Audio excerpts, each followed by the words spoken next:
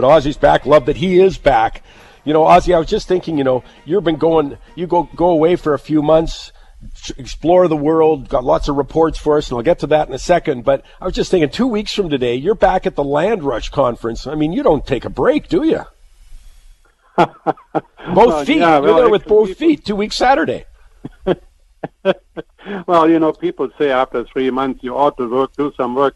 Anyways, we have our 26th annual forecasting seminar. It's really amazing. 12 speakers, 500 attendees.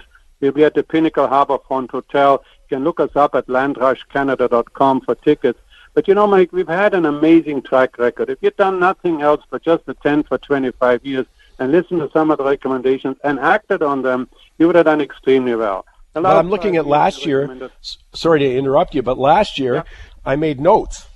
I made notes every year, by the way, Ozzy. But, I mean, think of how much you've moved. I mean, you can go out into the Vancouver area in the Surrey condos, up, 60%. But you also talked about Seattle, which is, you've done that, I know, for a couple of years, but that's been a huge hit. Phoenix, you told us about in 2011, right?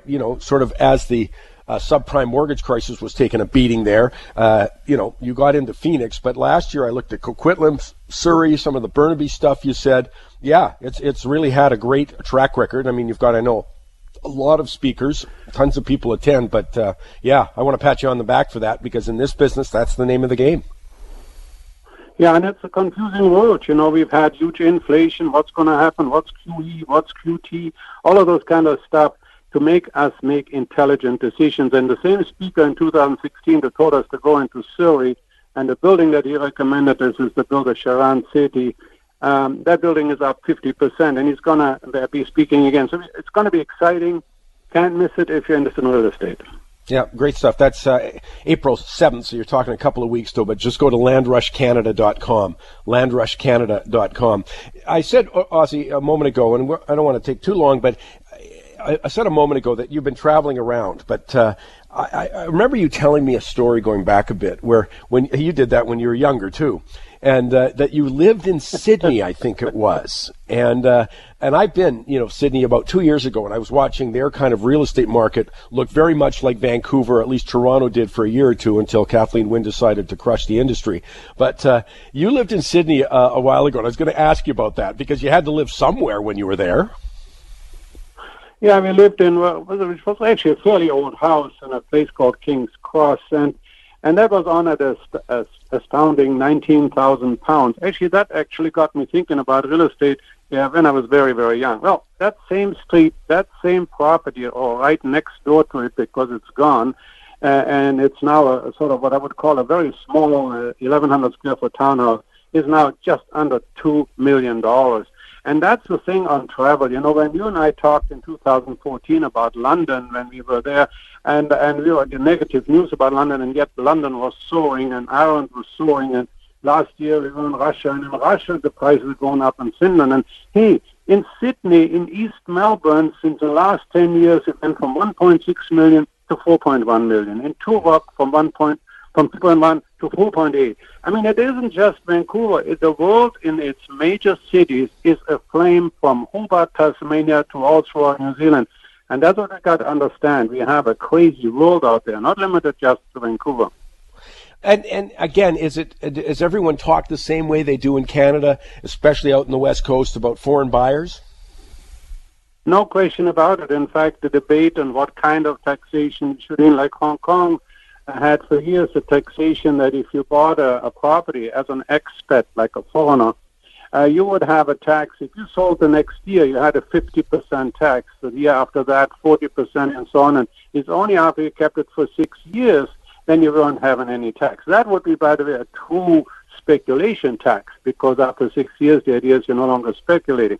But rather than what we have now in BC, which is a wealth tax, it's just simply a grab, and they're trying to shift money from one person to another. But the interesting thing is that throughout Australia, the chief economist said that in our biggest capital city, the very high prices are now being achieved quite far from the center. In Melbourne and Sydney, $1 million suburbs are now some distance out, and it's continuing. And so when we look at Surrey exploding literally, I mean, condo prices on balance up 40%, and in central Surrey 60% in a year. That's what's happening here too. We are becoming so expensive in town. We're now heading into the Fraser Valley.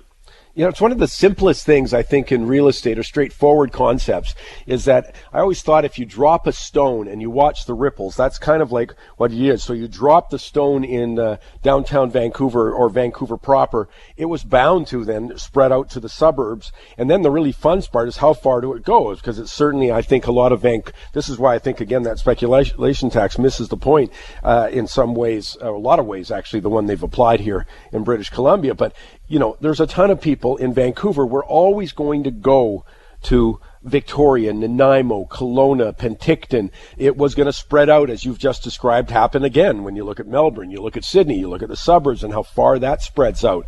You've seen it in the States with Seattle, how far those spread out. You know, so it's a phenomena that it's very interesting for investors to appreciate, because it's pretty easy to think, okay, this is where the action is. It's going to keep spreading out for affordability reasons. But it's interesting to hear from you that this is the kind of thing you're seeing throughout the world.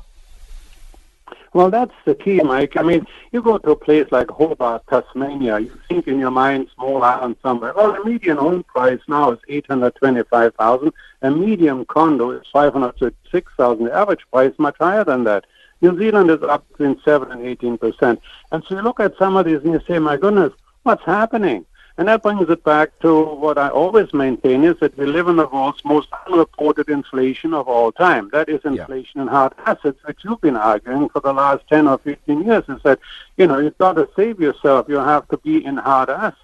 And we just maintain that inflation is all the same. And we have headline and core and all this nonsense. Any housewife knows that nothing is going up at the rate of only 2% on anything that she buys, or any payment that we make, or whether it's buying a passport or paying for parking. It's not up only 2%. We have a cost price inflation of some magnitude. And it's funny, you quoted Mr. Friedman, of course, Milton Friedman, who I've been quoting for 15 years, that inflation is primarily a monetary phenomenon. And we have the mother of all monetary phenomena for the last 10 years, and guess what? It settles down in hard assets. We've only got about 10 seconds left. You got a quick hot property for me? We got one in Maui, lowest priced 1-bedroom, 1-bathroom unit. I know we never recommend Hawaii, but this is really cheap, $405,000, right on the beach in Kahana. Just go to Jurek.com, click on the hot property button, and also go to LandrushCanada.com for tickets. April 7th, 12 speakers. There'll be hundreds of people there, but you can build on what they've been doing the last several years. Ozzie, nice to chat with you. Chat with you next week.